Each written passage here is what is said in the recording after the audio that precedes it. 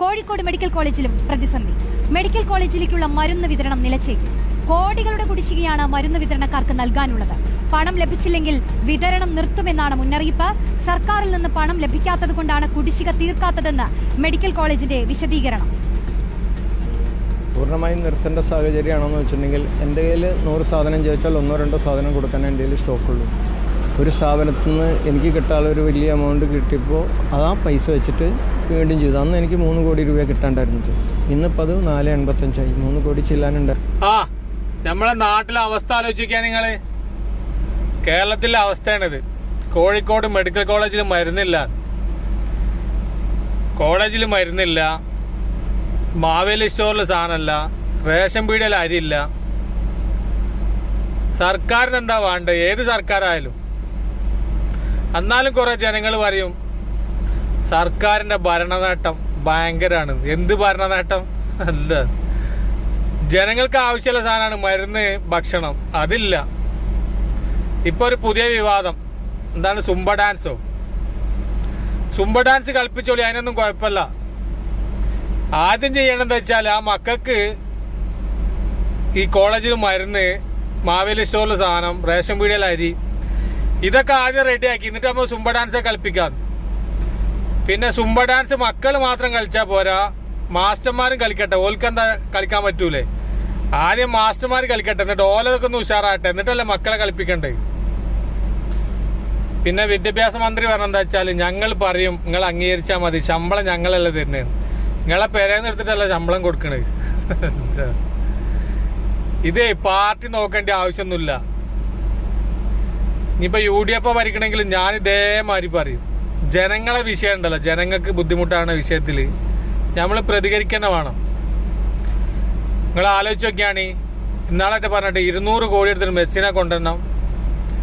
ഇപ്പോ പിന്നെ ഇതില്ലേ വാർഷികം ഉണ്ടായിന്, സർക്കാരിന്റെ വാർഷികം. എത്ര പൈസ പോലും കേടെത്തിയേ? പല സ്ഥലത്തുനിന്നും പല പൈസയും വില നശിപ്പിച്ച് കളയാണ്. ആരോട് ചോദിക്കാം?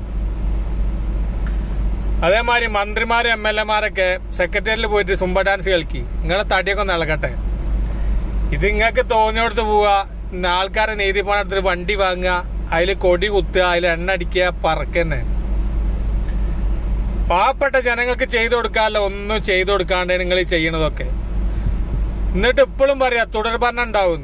എത്ര 6 ലക്ഷം കോടി, എത്രയോ കോടി കണക്കിന് രൂപ കടാക്കി വെച്ചിരുന്നു.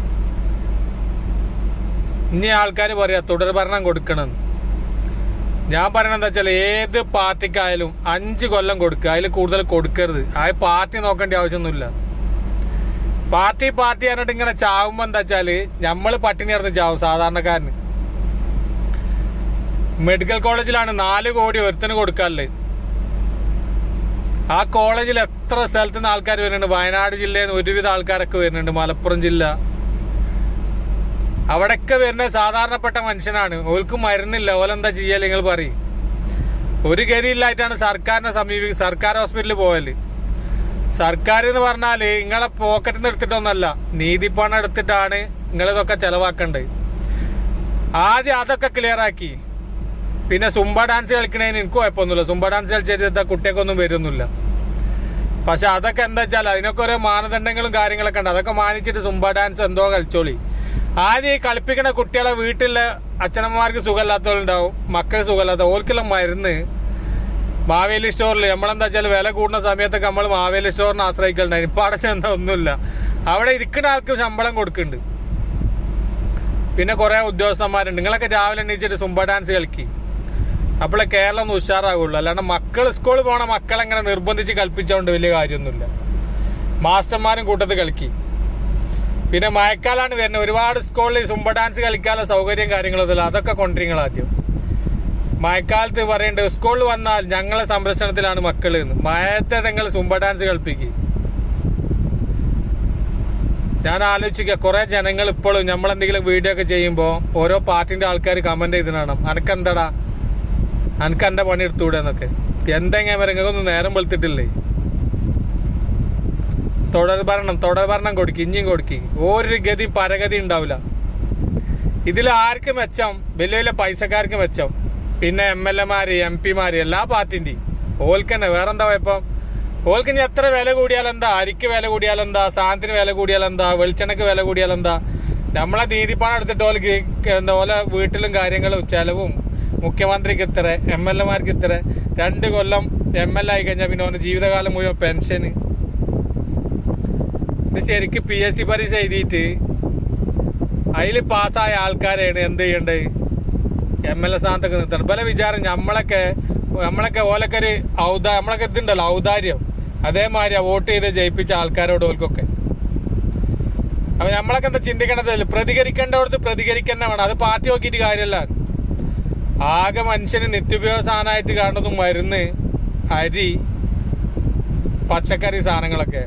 അതിൻ്റെ അടുത്തൊക്കെ ഒന്ന് അടുക്കാൻ പോവാ. വെളിച്ചെണ്ണക്കൊക്കെ എത്ര 400-400 രൂപ ലിറ്റർ വെളിച്ചെണ്ണക്ക്. 4-5 കുട്ടികൾ പെരയിലുണ്ടെങ്കിൽ 4 വട്ടം തലയിൽ തേച്ചാൽ തീർന്ന്. പിന്നെന്താ വെച്ചാൽ പ്രവാസികൾ അവിടെ അല്ല, അതുകൊണ്ട് പോലെ അരി വെട്ടി കുറച്ച് വിരൽ ഇവിടെയാണ്, അതുകൊണ്ട് അരിയില്ല. ഞങ്ങളൊക്കെ എന്താ എങ്ങനെ ചെയ്യണം? ഞങ്ങൾ പ്രവാസികൾ പറഞ്ഞാൽ ചിലർ പറഞ്ഞ് പോയിട്ടല്ലേന്ന്. ആ സാഹചര്യത്തിൽ വന്നു പോയി ഇവിടെ പെട്ടമാരി ഇങ്ങനെ കാലാകാലം ഇനി നാട്ടിൽ വന്നിട്ട് ഒരു പ്രവാസിക്ക് ചിലപ്പോൾ പെട്ടെന്നൊന്നും പൊടിച്ചിക്കാൻ കഴിയില്ല. അപ്പോൾ ഇവിടെ ഇങ്ങനെ ജീവിച്ച് പോകണം, അത്ര തന്നെ ഉള്ളൂ. ഇവിടുന്ന് കിട്ടണ അന്നു മാസം അയക്കണ്, അന്നാ നാട്ടിൽ തീരണ്. ഞാൻ ആലോചിക്കണം, അതൊക്കെ വേറെ വിഷയം. മരുന്ന് ഇതൊന്നുമില്ലെങ്കിൽ ഭയങ്കര അപകടം തന്നെ. എത്രയോ കോടിക്കണക്കിന് ഉറുപ്പിക കടാക്കി വെച്ചിരുന്നു സർക്കാർ. ഇതൊന്നും ജനങ്ങൾ TV കണ്ടാൽ ഈ ചെവി കൂടെ കെട്ടി ചെവി കൂടെ അടുപിട്ടും. അങ്ങനെയല്ല വേണ്ടത്. പ്രതികരിക്കേണ്ടോടത്ത് നമ്മൾ പ്രതികരിക്കേണ്ട വേണം. സുംബ ഡാൻസ് മറ്റേ ഡാൻസ് പറഞ്ഞിട്ട് വിഷയം മാറ്റിയല്ല വേണ്ടേ. മരുന്നും ഇതൊക്കെ ജനങ്ങൾക്കും കോളേജിലും സാധാരണ ഹെൽത്ത് സെന്ററിലൊക്കെ മരുന്നും കാര്യങ്ങളൊക്കെ എത്തിച്ച് ഡോക്ടർമാരൊക്കെ വെച്ചിട്ട് ജനങ്ങളെ സംരക്ഷിക്കുക. അല്ലാണ്ട് നിങ്ങൾ കുറെ ബ്രിഡ്ജ് കെട്ടുന്നു, കുറെ മറ്റത് കെട്ടുന്നു, അത് കുറെ പൊയിഞ്ഞാടുന്നു, അവിടെ ആക്കണ് പേരും പ്രശസ്തി കിട്ടാൻ വേണ്ടിയിട്ടല്ല ചെയ്യണ്ടേ. ജനങ്ങളെ സേവിക്കുക ഏത് സർക്കാരായാലും. അപ്പൊ എല്ലാവരുടെ സ്നേഹം മാത്രം അല്ല പിന്നെ